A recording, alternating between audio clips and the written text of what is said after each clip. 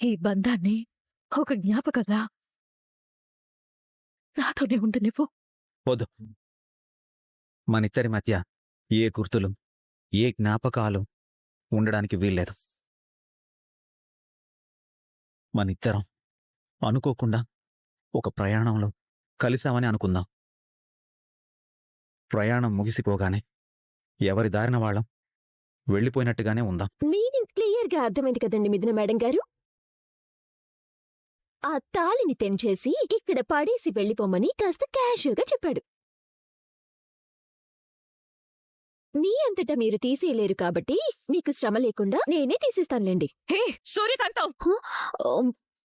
తాళి మీద చెయ్యి తీయకపోతే చెయ్యి విరిచేస్తాను. ఓమయ్యమ్మమ్మో, తాళి తీసేయకపోతే ఎలాగండి? వాళ్ళ ఇంటికి వెళ్ళినట్టే వెళ్ళి వెంటనే ఆటోలో వెనకొచ్చేదు. ఇది సుమంగళిలుండే ఇల్లు. ఒక సుమంగళి మెళ్ళో తాళి తీసి పంపించేస్తే ఈ ఇంటికి అంతకంటే అరిష్టం మరొకటుండదు. తీయకపోతే ఆ తాళిని అడ్డు పెట్టుకొని నన్ను మళ్ళీ బ్లాక్మెయిల్ చేస్తే? తనకి నీలాంటి తెలివితేటలు లేవురా. తండ్రిని కాపాడమని ప్రాధేయపడితే ఇంట్లో నుంచి వెళ్ళిపోమని షరతులు పెట్టి బ్లాక్మెయిల్ చేయడం నీకు మాత్రమే తెలుసురా. తనకి తెలీదు. తను నిజంగా బ్లాక్మెయిల్ చేసేదే అయితే ఇలా గుమ్మం దాటదు. తనకి మాట మీద నిలబడ్డం మాత్రమే తెలుసు, మోసం చెయ్యడం తెలీదు. అన్నిటికంటే ముఖ్యంగా ఒక భార్యగా తాళి తన హక్కు.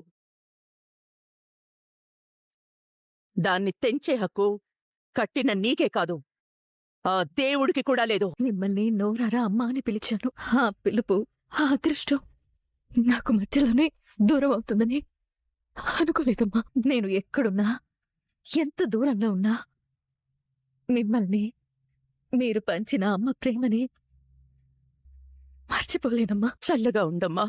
ఆ దేవుడు నీకంతా మంచి చేస్తాడు. నువ్వు వాడి జీవితాన్ని మార్చడానికి, తీర్చిదిద్దడానికి ఆ దేవుడు నిన్నొక దేవతలాగా పంపించాడు.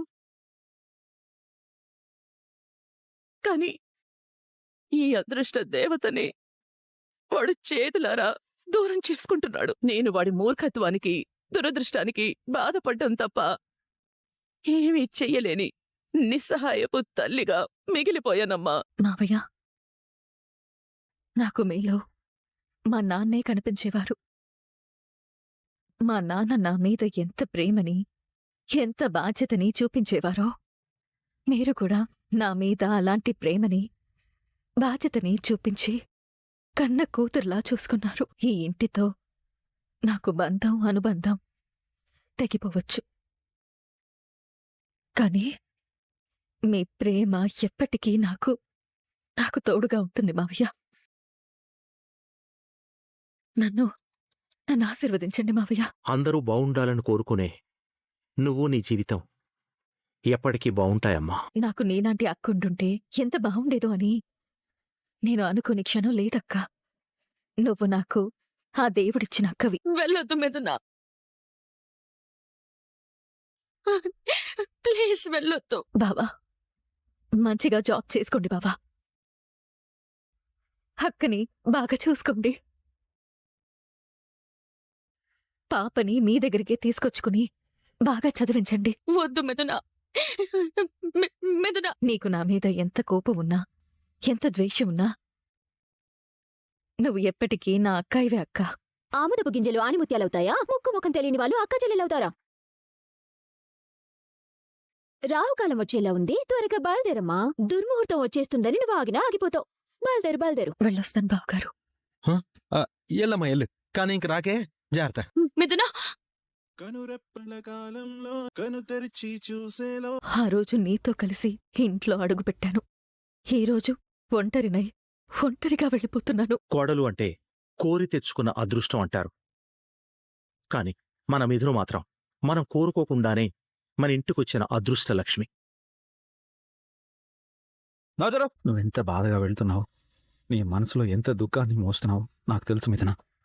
నాకిష్టం లేకుండా నువ్వు నా జీవితంలోకి అడుగుపెట్టినా సరే, నువ్వంటే ఇష్టం మొదలైంది. నీతో కలిసి బతకాలనుకున్నాను.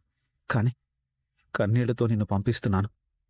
మనసులో తట్టుకోలేనంత బాధున్నా సరే నీ జీవితం బాగుండడం కోసం తప్పట్లేదు మిథున. మేడం ఆటో కావాలా? ఉహుం. Okay madam. అక్క ఏమైందక్క? ఒక అయ్యో అక్క ఏమైందో చెప్పు. ఇలాంటి ఆనంద సమయాల్లో కళ్ళు తిరగటమే కాదు, గుండె తిరిగిపోయినా పర్వాలేదు. మస్తు ఖుషిగున్నావు ఏందక్క కదా? నీ పంట పండిపోయింది భాను, నీ పంట పండిపోయింది. నేనేం వ్యవసాయం చేస్తలేను కదక్క, నా పంట పండనికి. మన బుర్ర ఎంత తెలివైందన్నమాట. దైవానింకా పెళ్లి చేసుకోలేకపోయావు. ఊకో అక్క, సచ్చిన పాముని ఇంకా చంపకు. నీ పాము చావలేదు భాను, రగులుతో ఉంది మొగలిపోదా అబ్బుస్ అబ్బుస్ అబ్బుస్ అంటూ బుస్సులు కొట్టబోతుంది. దేవాతో నీ పెళ్లికి హైవే పడింది. అక్క పొద్దుగాల జోకులేనికి నీకు నేనే దొరికినానా? గమ్మిదున నా రాజాని జలగలక పట్టుకుని వదులుతలేదు. నా రాజా కూడా గపోరు మీద జరంత లవ్ ఉంది. మరి నా రాజాతో నాకు పెళ్ళవనికి నా రూట్ ఎట్లా క్లియర్ అవుతుందక్కా? ఎలాగంటే ఆ మిథునా మేడం గారు ఇంట్లోంచి వెళ్ళిపోయారుగా. ఏందక్క నువ్వనేది? మిథునా మేడం గారు ఇంతకు ముందు సీన్లోనే తట్టా బుట్టా సర్దేసుకుని వెళుతున్నా మౌనంగా వెళుతున్నా, వెళ్ళాలని లేకున్నా దూరంగా వెళుతున్నా అని ఏడ్చుకుంటూ వెళ్ళిపోయింది. నీకు నిజంగానే బుర్రలేదక్క. ఆవిడకి వాళ్ళ పుట్టింటికి పోవడం ఏమన్నా కొత్త అయింది? హాస్టల్ పోరలు సెలవులకి ఇంటికి పోయొచ్చినట్టు పోయొస్తూనే ఉంటది కదా. కాని ఈసారి పోవటమే తప్ప రావటం ఉండదు. ఎందుకంటే ఒక అగ్రిమెంట్ ప్రకారం దేవానే మిథునని శాశ్వతంగా పంపించేశాడు. అక్క నువ్వు చెప్పేది నిజమా? దేవాకి మిథునాకి మధ్య ఉన్న బంధం పూర్తిగా తెగిపోయింది. ఇంకా ఈ జన్మలో మిథున తిరిగి దేవా జీవితంలోకి రా. అక్క ఎంత హ్యాపీ న్యూస్ చెప్పినవక్క, ఎంత హ్యాపీ న్యూస్ చెప్పినవు. ఒక నిమిషం అక్క, ఈ ఆనందంలో తేన్ మాట్లాడదా. 1 minute. అమ్మమ్మమ్మమ్మమ్మ ఆగు. నీ ఆనందం కొంచెం దాచుకో, తర్వాత కూడా ఉపయోగపడుతుంది. అక్క గిన్ని రోజులుగా నేను దేనికోసమైతే ఎదురు చూస్తున్నానో గా న్యూసే చెప్పి నా దిల్ ఫుల్ ఖుషి చేసినావు. థ్యాంక్ యూ అక్క. ఇదిగో తల్లో పేలు పడ్డట్టుగా నీకు పట్టుపోయే అదృష్టం గురించి చెప్పాను కదా, మరి అక్కకి ఏమీ లేదా? లేకపోవడం ఏందక్క? నీ రుణం ఉంచుకుంటున్నా చెప్పు. ఒక్క నిమిషం. అమ్మమ్మో, తక్కువలో తక్కువ కనీసం 10,000 ఇస్తుంది. మంచి చాక్లెట్ కొనుక్కొని నోరు తీపి చేసుకో. థ్యాంక్ యూ దేవుడా, థ్యాంక్ యూ దేవుడా. 10 రూపాయలతో నోరు తీపి. ఇంత భారీగా రుణం తీర్చుకోవటం నేను బ్లాక్ అండ్ వైట్ సినిమాలో కూడా చూడలేదమ్మా. ఇంత భారీ స్థాయిలో 10 రూపాయల రుణం చరిత్రలో నిలబడిపోతుంది. Thank you. సరే అక్క, ఈ విషయం మా అమ్మకి చెప్తా. Thanks, bye. ఏమండి కాఫీ తీసుకోండి.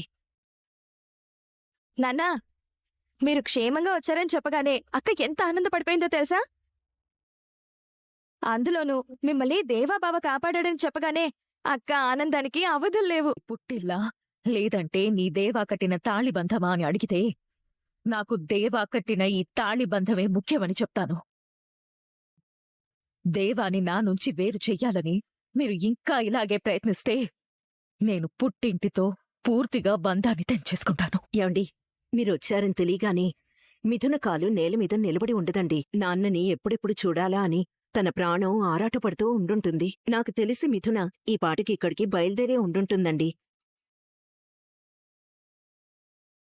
అమ్మా, నువ్వు చెప్పినట్టే అక్కొచ్చేసింది. మనసేమో మిథున కావాలి అంటుంది, కానీ నాతో ఉంటే తన ప్రాణానికి ప్రమాదం ఉంటుంది.